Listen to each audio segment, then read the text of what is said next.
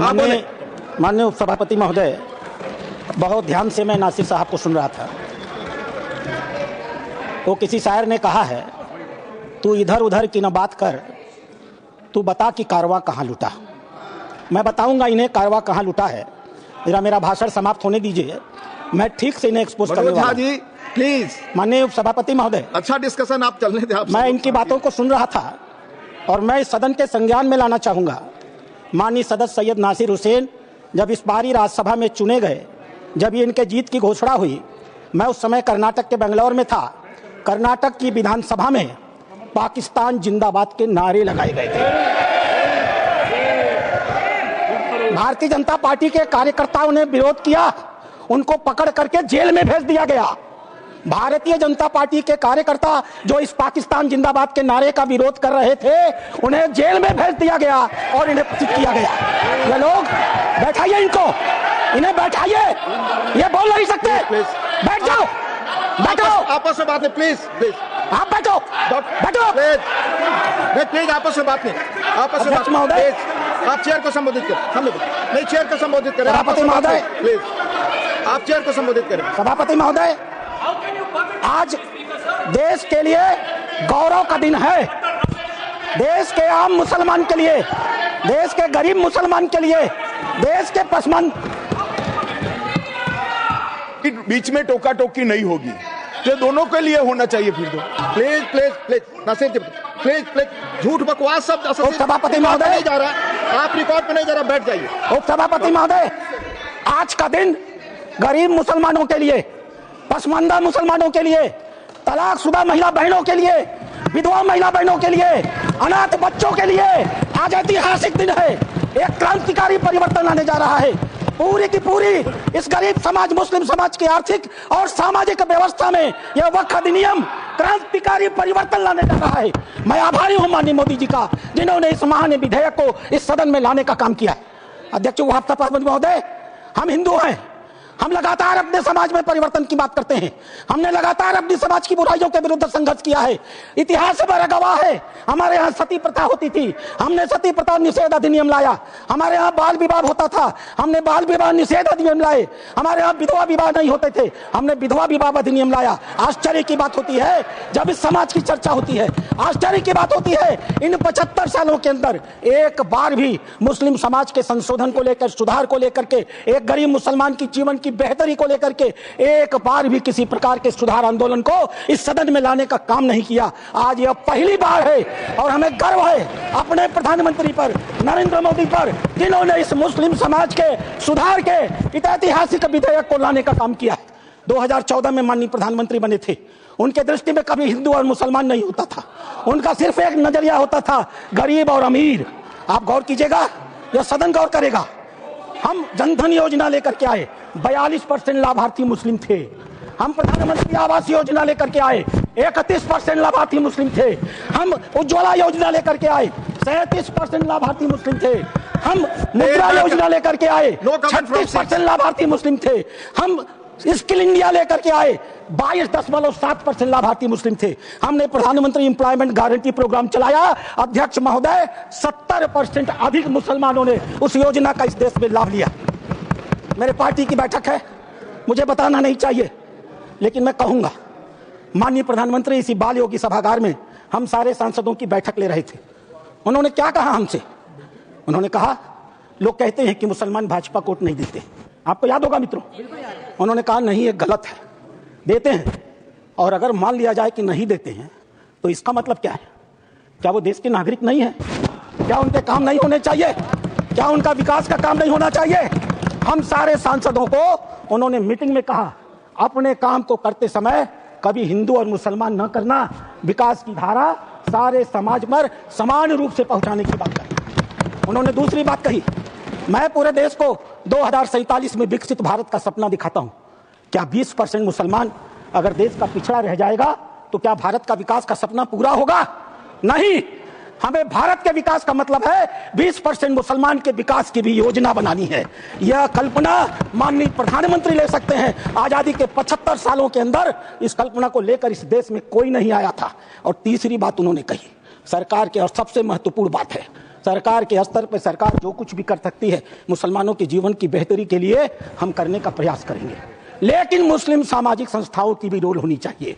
ये मुस्लिम personal law board की भी भूमिका होनी चाहिए, या जमायत उलेमा की भी भूमिका होनी चाहिए, या वक्फ कमेटियों की संपत्तियां जो पड़ी हुई हैं उनकी भी मुसलमानों की जिंदगी को बेहतर करने में भूमिका होनी चाहिए। यह बात आज की नहीं थी, ये लोकसभा चुनाव के 6 महीने पहले की बात है अध्यक्ष महोदय। उस समय वो कल्पना लेकर चल रहे थे कि अगर हमने मुस्लिम वक्फ की संपत्तियों का बेहतर उपयोग कर लिया, पारदर्शी उपयोग कर लिया, उनकी आय को बढ़ा दिया, उनके ऊपर जो कब्जा करके लोग बैठे हुए हैं उन कब्जेदारों को हटा दिया, तो स्वाभाविक रूप से जो अकूत संपत्ति पूरे भारत में मुसलमानों के पास आएगी, हम उसका इस्तेमाल गरीब मुसलमानों की शिक्षा के लिए, जीवन की बेहतरी के लिए, उनके मुसलमान महिलाएं दर बदर भीख न मांगे, अपनी इज्जत का समझौता न कर सकें, कोई बूढ़ी मुस्लिम रात को खाली पेट सोने के लिए मजबूर न हो, हम उसके लिए व्यवस्था करके लाएंगे। और वस्तुतः अध्यक्ष महोदय, वक्फ अधिनियम की जो ही माननीय गृह मंत्री ने घोषणा किया, पूरे देश में तूफान आ गया।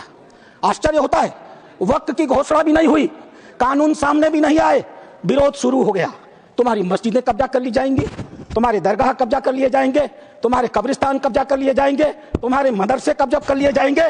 मैं एक पत्रक लेकर के अध्यक्ष महोदय आया हूं। केरल और कर्नाटक की एक आतंकवादी संस्था है PFI, माननीय गृह मंत्री को आभार प्रकट करता हूं, उन्होंने बैन किया है। PFI की एक दूसरी संस्था है SDPI। आज SDPI, मेरे पास पर्चे हैं, मैं गृह मंत्री को सौंपूंगा और आपको भी दूंगा। आज SDPI पूरे देश में, मेरे पास राजस्थान के पर्चे आए हैं जहां SDPI सबसे कमजोर है, पूरे देश में पर्चे बांटे जा रहे हैं और बताया जा रहा है कि ये वक्फ कानून अगर आ गया तो मस्जिदों पर भाजपा सरकार कब्जा कर लेगी। आखिर क्यों? लेकिन ये लोग भूल गए, नरेंद्र मोदी किसी और मिट्टी के बने हुए हैं। आपके विरोध से वो डरने वाले नहीं थे।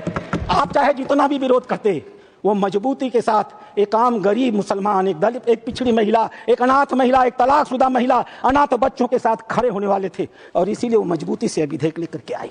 अध्यक्ष महोदय, ये चर्चा कर रहे थे वक्फ बाई यूजर की। क्या होता है वक्फ बाई यूजर? हजरत मोहम्मद साहब ने क्या कहा था? आपके पास अपनी कोई संपत्ति हो तो दूसरों को भले के लिए दान करो। हदीसों ने क्या लिखा था? यदि किसी व्यक्ति के पास अपनी संपत्ति है, उस संपत्ति का एक हिस्सा वो दान कर सकता है, उसके लिए मुतवल्ली बना सकता है, उसके आय के साधन कैसे होंगे लिख सकता है, आय से होने वाली आय किस वर्ग के उपयोग में आएगी उसके भी निर्देश दे सकता है। What is this Waqf by user? किसने आपको संपत्ति दी? किसने आपको संपत्ति दान की? किसके मन में मनसा थी कि अल्लाह को दे दिया जाए? एक भी आदमी ने वक्फ बाई यूजर की संपत्ति वक्फ के अधिनियम के तहत नहीं दी। जैसे फिल्मों में गुंडे हुआ करते थे, जिस औरत पर हाथ रख दी वो औरत उनकी हो गई, इसी प्रकार से इन वक्फ बोर्डों ने भू माफियाओं की तरह काम किया। जिस जमीन पर हाथ रख दिया इन्होंने, वो जमीन उनकी हो गई। आज इस मानसिकता से ये काम करते हैं। जमीनों पर मैं कानून लेकर के आया हूं। अध्यक्ष महोदय, इसी सदन में माननीय सदस्य झूठ बोल रहे थे, असत्य बोल रहे थे। 1995 का यह एक्ट है, धारा 40, द बोर्ड में इटसेल्फ कलेक्ट इंफॉर्मेशन। बोर्ड स्वतः इस बात की सूचना इकट्ठी कर सकता है यदि उसे इसका कोई कारण महसूस होता है कि यह वक्फ की प्रॉपर्टी है। आगे क्या करेगा? And it any question arises whether a particular property is a waqf property or not, whether a waqf is a Sunni or waqf board, after making such inquiry as is deemed fit, decides the question।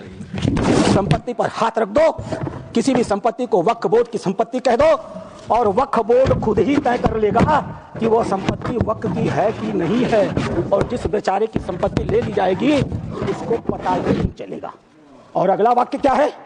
The decision of the board on the question under section 1 shall, unless revoked by tribunal, shall be final। Tribunal ने अगर उस निर्णय को बदला नहीं तो वह decision final होगा। और उसी एक्ट का दूसरा हिस्सा है अध्यक्ष महोदय, no appeal shall lie against any decision और ऑर्डर वेदर इंटरिम और otherwise given or made by tribunal. Tribunal के द्वारा कोई भी आदेश जो दिया गया होगा उसके खिलाफ किसी प्रकार की अपील नहीं होगी। एक अपार्टमेंट में कोई परिवार चला जाए, किराए पर मकान ले ले, और ऐसी घटना हुई है अपार्टमेंट में, किराए पर मकान ले ले, अपने 4 मित्रों को बुला ले और नमाज पढ़ ले। 5वें दिन वो कह देगा हमने इस स्थान पर नमाज पढ़ी है, यह वक्फ बाई यूजर है, अब इसे वक्फ घोषित कर दो, और घोषित हो गई। अध्यक्ष महोदय, आपके पास एक बड़ी जमीन है, खाली पड़ी है, बगल में कुछ मुस्लिम परिवार रहते हैं, उन्हें नमाज पढ़ने के लिए कहीं जाना होता है, वो उस जमीन पर नमाज पढ़ ले, आप हिंदू हैं, आप मना नहीं करते, 5 दिन 7 दिन नमाज पढ़ने के बाद वो लिख के दे देंगे कि हम लोग इस जमीन पर नमाज पढ़ते थे, अब यह वक्फ बाय यूजर हो गई, अब इस जमीन पर किसी का कोई अधिकार नहीं रहेगा। माननीय संसदीय कार्य मंत्री उल्लेख कर रहे थे उस घटना का, तमिलनाडु की घटना का उल्लेख कर रहे थे। क्या हुआ तमिलनाडु में? एक रामचंद्रन नाम का आदमी अध्यक्ष महोदय, वह व्यक्ति अपनी लड़की की शादी के लिए अपनी जमीन बेचना चाहता था। वह जमीन बेचने के लिए जब रजिस्ट्रार के घर गया, ऑफिस में गया, तो पता चला कि वह जमीन उसके नाम पर ही नहीं है, वह जमीन वक्फ को दे दी गई। जब हल्ला मचा, गांव के लोग रजिस्ट्रार ऑफिस में गए तो पता चला कि उन दोनों गांवों की सारी जमीन वक्फ को दे दी गई। 1500 साल पुराना मंदिर भी वक्फ के हवाले कर दिया गया। यह होता है इन लोगों का वक्फ बाय यूजर अध्यक्ष महोदय। और आश्चर्य होता है, इन्होंने बैठाया जाए अध्यक्ष महोदय, आश्चर्य होता है। मैं भी जेपीसी का मेंबर हूँ, ये भी जेपीसी के मेंबर है, ये गवाह है इस बात के। मैं लगातार जेपीसी में जितने भी विटनेस आते रहे, इनके बड़े बड़े धार्मिक मतावलंबी, मैं उनसे कुरान को कोट करके कहता रहा। मैं कुरान पढ़ता हूँ, कोई बुराई नहीं है किसी धर्म को पढ़ने में। मैंने कुरान को कोट करके कहा कि मौलवी साहब ये तो बताओ कि इस कुरान में या किस हदीस में यह लिखा है कि अगर हमने कोई संपत्ति दान नहीं की तो तुम उसको वक्फ बाय यूजर मालिकाना मान लोगे। किसी के पास एक भी मेरे सवाल का जवाब नहीं दिया। इन लोगों ने क्या किया मालूम है? वो जो ओवैसी साहब वहां बैठते हैं ना, उन्होंने मेरा नाम रख दिया मौलाना डॉक्टर राधा मोहन अग्रवाल। अब इससे बड़ी मेरी जीत क्या हो सकती है? मैंने इनसे पूछा, इस बात पर बहस होती है कि डीड लिखित गया या नहीं। मैंने इनसे कहा, जब हजरत मोहम्मद साहब ने अपने आयतों में लिखा है, 3 आयतें हैं, 4, आप चाहिएगा तो मैं पेश करूंगा, 4 आयतें हैं जहां हजरत मोहम्मद साहब कहते हैं एक भी पैसा अगर किसी को दो तो उसको लिखो, उसका उदाहरण दो, उसका विटनेस बनाओ, ताकि ताकीद रहे कि कल तुम्हारे देने को कोई चुनौती न दे पाए। एक भी पैसा दो तो लिखित दो। और तुम कहते हो कि तुम्हारे पास ये सारी संपत्तियां हैं जिसका कोई लिखित रिकॉर्ड नहीं है, फिर भी वक्फ है। मेरे एक भी सवाल का जवाब, मैं उस कमेटी की बातों को बोलता नहीं, लेकिन चूंकि इन्होंने कमेटी का उल्लेख कर दिया इसलिए मैं इन्हें एक्सपोज कर रहा हूं। मेरे एक भी प्रश्न का जवाब ये लोग नहीं दे पाए। खाली मुझे कहते थे कुरान पढ़ते हैं मौलाना है, कुरान पढ़ते हैं मौलाना है। अरे कुरान मैं पढ़ता हूं, तुम तो मुसलमान हो, बचपन से पढ़ते हो ना। मैं पढ़ूं और बताऊं कुरान में क्या लिखा है?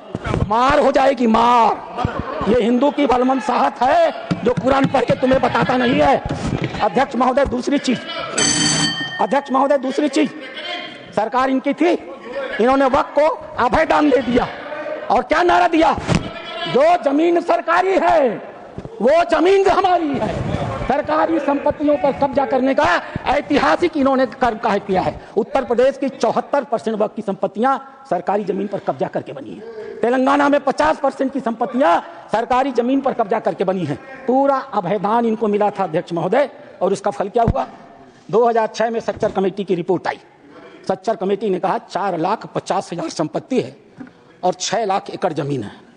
आज 2024 में 8,72,000 संपत्ति है और 37,94,000 एकड़ जमीन है।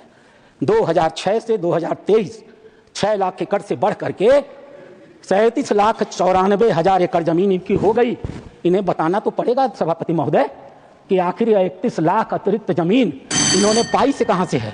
इन्हें उसका उदाहरण देना पड़ेगा अध्यक्ष महोदय। जितना ये कांग्रेस के पहले वक्ता रहे हैं, जितना समय ये बोले हैं, मैं भी उतना ही समय बोलने वाला हूं। यह मेरा अधिकार है सभापति महोदय। मैं एक बात कहना चाहूंगा अध्यक्ष महोदय, इन्होंने चर्चा किया कर्नाटक के हैं ये, मेरे पास प्लीज कंक्लूड सर। अध्यक्ष महोदय, मेरे पास ये रिपोर्ट है। यहां बोलने के पहले मैंने इस रिपोर्ट को ऑथेंटिकेट किया है, माननीय उपराष्ट्रपति महोदय के पास इसको लिख करके भेजा है। ये सांसद महोदय कर्नाटक के हैं, पाकिस्तान जिंदा वाले। एक शब्द भी इन्होंने इस रिपोर्ट के बारे में नहीं बोला। यह रिपोर्ट जेपीसी में प्रस्तुत हुई है और जेपीसी में प्रस्तुत हुई है तो यह ऑफिशियल डॉक्यूमेंट है।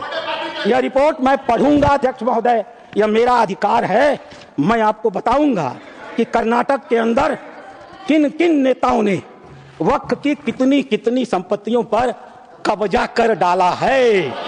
नाम पढ़ता हूं मैं, Qamrul Islam foreign minister, Suryavanshi ex MP,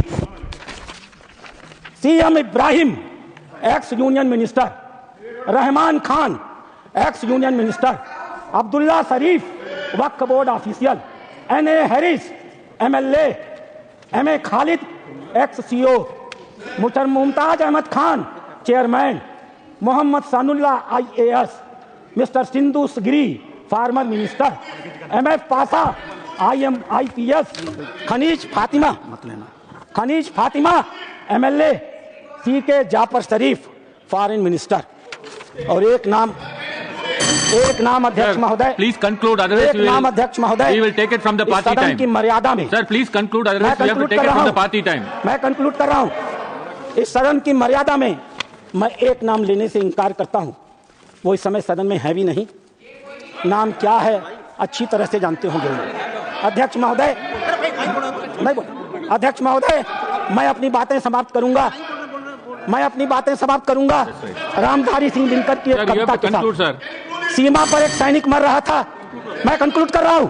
सीमा पर एक सैनिक मर रहा था। मरते हुए सैनिक से एक कवि ने पूछा, हे वीर बंधुदाई है कौन विपद का, हम दोषी किसको कहें तुम्हारे बद का। मरते हुए सैनिक ने कहा, यह गहन प्रश्न कैसे रहस्य समझाएं, 10-20 अधिक हो तो हर कदम कदम पर खड़ा यहाँ पातक है, हर तरफ लगाए घात बड़ा घातक है। देवता सदस्य दिखता है पर कमरे में वह गलत हुक्म लिखता है। जिस पापी को गुण नहीं गोत्र प्यारा है, समझो उसने ही हमें आज मारा है। जो सत्य जानकर भी न सत्य कहता है, या किसी लोभ के विवश चुप रहता है, उस कुटिल राजतंत्रिक करदय को धिक है। वह मूक सत्यहंता कम नहीं बधिक है। चोरों के जो हितु ठगों के बल हैं, जिनके प्रताप से पलते पाप सकल हैं। जो छल प्रपंच सबको प्रश्रय देता है, या चाटुकार जन की सेवा लेता है, यह पाप उन्हीं का हमको sir please conclude sir. Bharat अपने ही घर में हार गया है।